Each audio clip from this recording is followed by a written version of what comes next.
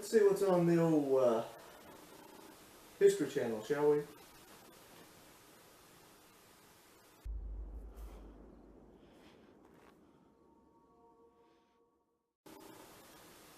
Why? Daniel Boone is running for his life. Okay, so far so good. They're talking about when Daniel Boone and John Finley first went through the Cumberland Gap around May 1769, I think. John Finley was the first one to actually tell Boone about the Cumberland Gap, and they went through there and they done some trapping and hunting, and basically that's how it got started. But he's on land claimed by the Shawnee tribe. Sure, and so did the Cherokee, the Chickasaw, the Wyandot, the Chippewa. There's even records of the Iroquois coming down from New York to Kentucky and hunting. Kentucky wasn't just owned by one tribe. And now their warriors are hunting him. And they killed him, and Kentucky was forgotten about. No, but they did catch him, and basically just took his things, took his horses, pack mules, guns, skins, hides, whatever. And the record goes that they told him, brother, don't come back. I'm paraphrasing here now because I can't remember it off the top of my head. Brother, don't come back, for I fear that you will feel the wasp sting. So basically they warned him. They just took their things that they claimed was theirs, and they warned him and said, don't come back or you're going to be paying for it, which he actually pretty much did. He had 2 sons to be killed, a brother-in-law and a friend. I can't remember if he had a brother killed. I'm not sure. Daniel Boone's party was up ahead from them, and James was supposed to be leading another party behind them. And then they say that it was a mixed band of like renegade Indians, some Shawnee and some Cherokee, that caught up to them and basically just tied them to a tree and cut them to pieces. There's a report of a slave that was with James, said that he hid from them and listened to James cry all through the night, begging them to kill him. And I reckon they cut his ears, his nose, his tongue out, his eyes, and they just tortured him to death.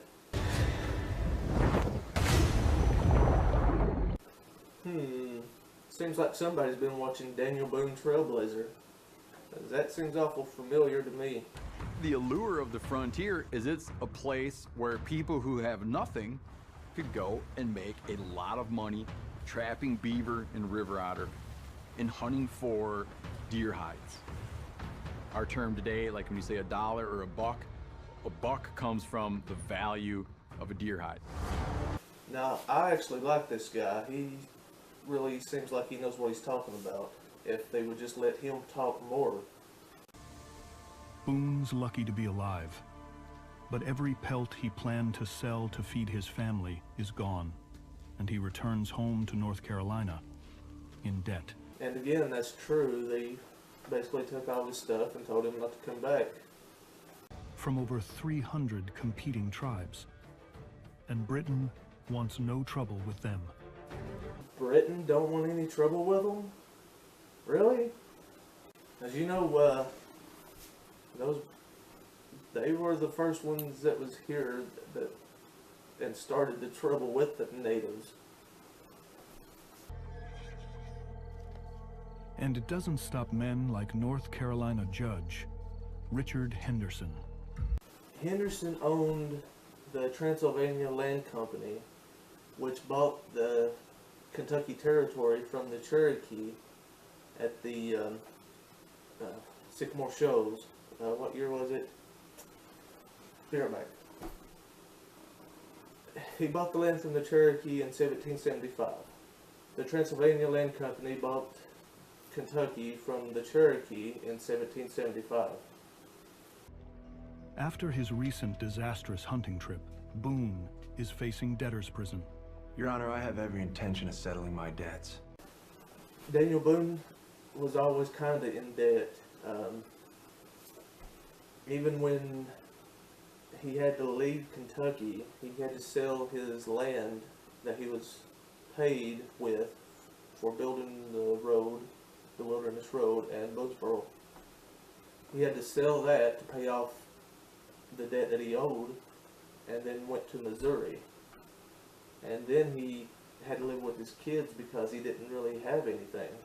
The first fort and settlers that came to Kentucky was in 1774, and that was Fort Harrod, which is Harrodsburg now. And then Logan Station was in 1775, which was built by Benjamin Logan, which is in Stanford, Kentucky now. And now then Boone, he come along and built Boonesborough, which is a little further north.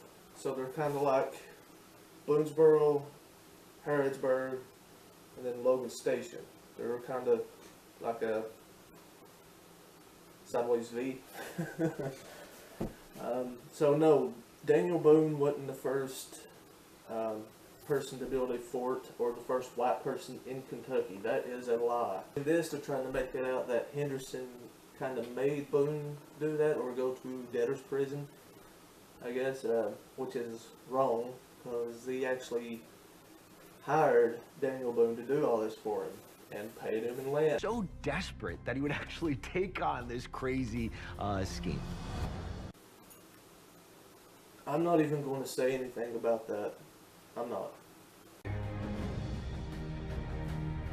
The judge offers Boone a choice: work off his debt in a hard labor camp, or blaze a trail into the Kentucky wilderness. No, he didn't. He hired Daniel Boone and paid him in land to do it for him. That's not very hard to not look up in the history books or online. To reach Henderson's claim, Boone and his men must cut a trail through a notch in the Appalachian Mountains, the Cumberland Gap. That notch was already there. It was used by the natives and then the buffalo before them. All Daniel Boone really done was just make a road through it. If I had access to a time machine, I would go back and be with Boone the first time he went through the Cumberland Gap and dropped down into the Kentucky hunting grounds. I mean, this was the promised land that he had been striving for as a frontiersman his entire life. I really like this guy. You can really tell that he cares for the history. After 4 weeks of hard labor, the fort is christened Boonesborough.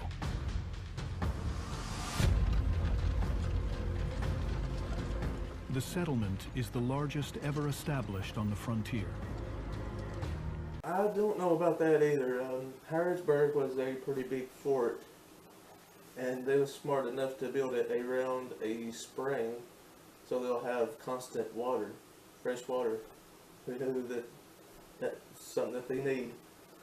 And a lot of people don't know this, but the first school was built in Harrodsburg. America is the land of dreams. And you can just go out, and if you have your axe and your gun and some guts, all right, you go out there and maybe you're gonna get killed in the wilderness, but you got a shot at making your claim. That did not exist in Europe.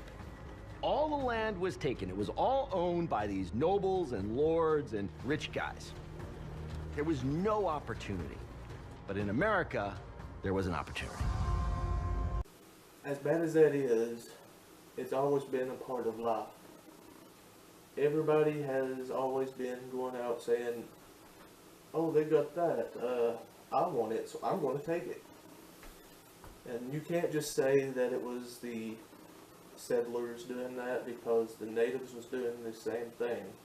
Among the new arrivals at Boonesborough are Boone's wife and 8 children, including his 14-year-old daughter, Jemima. Oh boy. And here this starts. Jemima Boone was Daniel Boone's favorite child.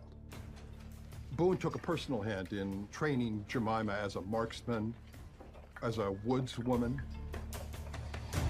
But I know I'm going to make some mad about this, but they're getting into kind of this PC territory with Jemima.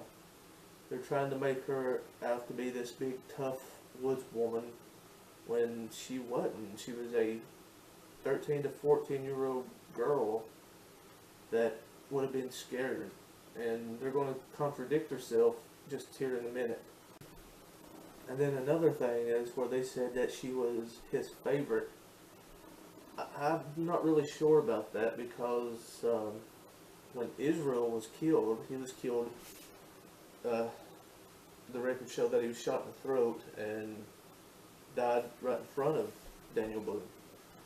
And they say that every time he would even mention Israel, but every time they would mention Israel, he would start weeping, he would cry. So, if anything, I would think Israel would have been his favorite. A Shawnee war party abducts 3 young women near Boonesborough. Among them is Daniel Boone's 14-year-old daughter, Jemima. But now they track the Indians down and get the kids back. But what got me the most is the time traveler. That's right, there's a time traveler in this. Maybe that's how they won the siege of Boonesborough. Did you see it? No? Well, here, take a closer look.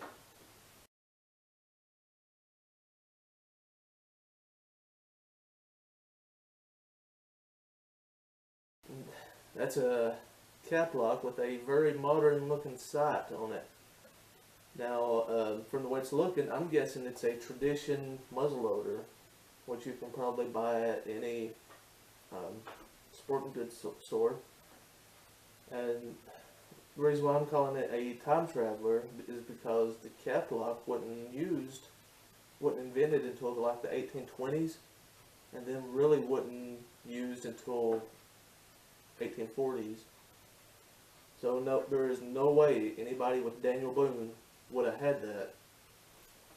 Now this is a flintlock.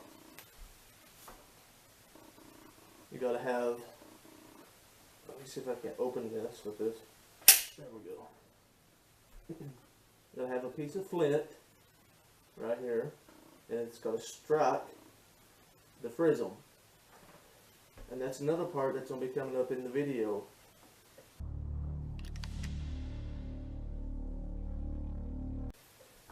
And now Boone is out hunting as his men is making salt at a salt lake. But he's not going to be shooting anything with that open frizzle on his gun.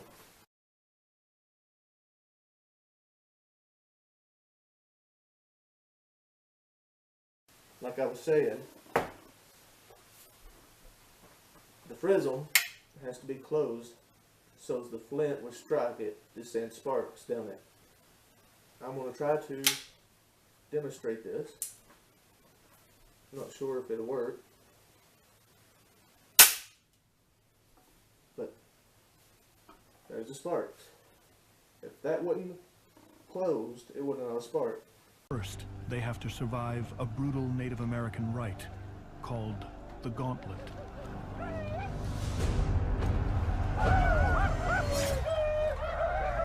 Hi, it's me again.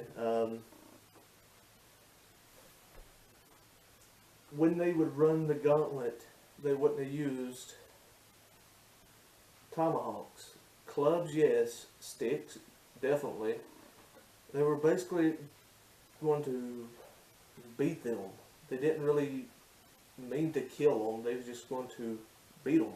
Daniel Boone had to run the gauntlet. But I'm not sure about the other men. I've never seen any records saying that they did or they didn't, so I don't know. And I guess going by the story, it's him telling it, so you have to take that with a grain of salt.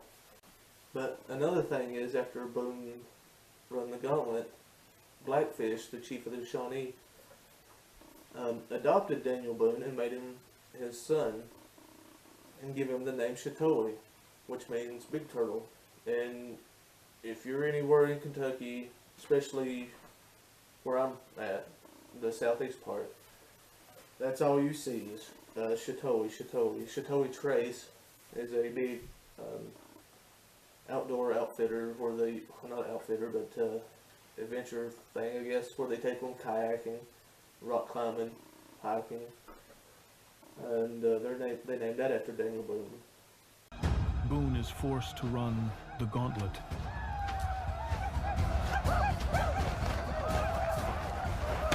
But even after being hit with tomahawks and stabbed with spears, he made it to the end of the gauntlet. He's the new Wolverine, I guess. The people of Boonesborough assumed the men had been killed. They had to, but Jemima stayed after Rebecca took the rest of the family back to North Carolina. She believed that her father would come back, and she was going to be there to greet him. No. He had no family at the fort by the time he got back from the Indians. Matter of fact, they jailed him for treason. They felt that he deserted. They was going to hang him, but then I guess the Indians attacked and they would go, oh, I guess he's telling the truth. Vastly outnumbered. His family is there, so he decides that he's going to risk it all and try to escape. Which he does, but not on a horse. He actually runs from Ohio down to Boonesborough.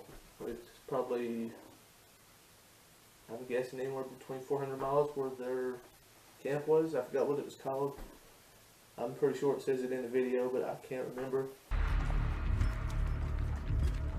Fearing a massacre, Boone makes a last-ditch effort to get reinforcements and sends for the local militia. And that's true too. Daniel Boone actually sends out for help, but wait till you see where they say he sends the guy for help. They're stationed over 300 miles away in Virginia. That's right. Freaking Virginia. And they say it right there in the video that it is 300 miles away. Not Harrodsburg. They don't want to go to Harrodsburg. They don't want to go to Logan Station. Like I said earlier in this video. They're right there. But no, they say that Daniel Boone sends his rider all the way to Virginia to bring back help. That's stupid. I'm done with this series that they've made. I've watched only this and the one about Tecumseh, and I'm done.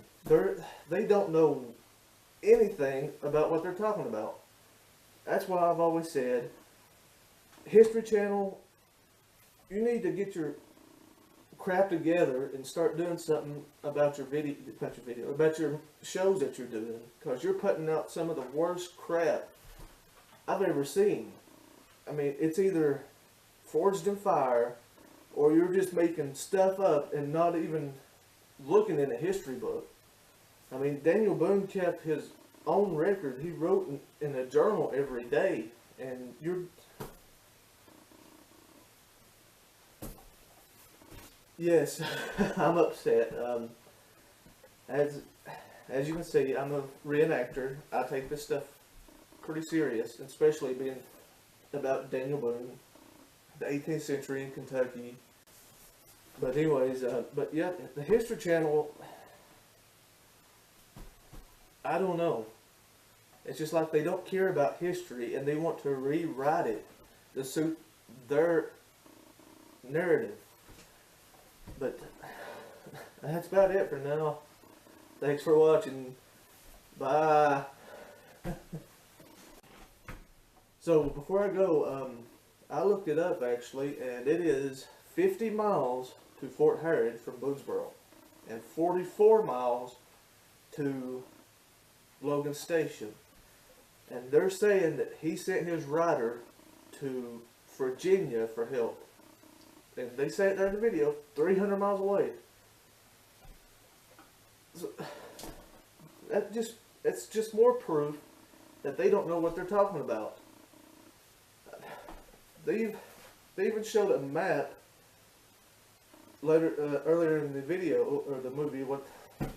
I'm so messed up thinking about it. They show a map earlier in the show where it shows Harrodsburg and Logan Station, or Logan's Fort as they said on the map. And so they know that they were there, but still they say that he sent his rider 300 miles east, away from everybody, through nothing, to Virginia. I'm done with this video. I'm done. Oh. But if you like my videos, please like and subscribe. Hit the bell for notifications. And if you like me doing these kind of videos, please leave a comment down below. Let me know. And I know they've done one with Davy Crockett. I don't want to watch that. After seeing what they done to Daniel Boone, I don't want to see what they say about Davy Crockett. But if you want me to, I'll watch it and do a video about it. But that's about it now, for now. Bye.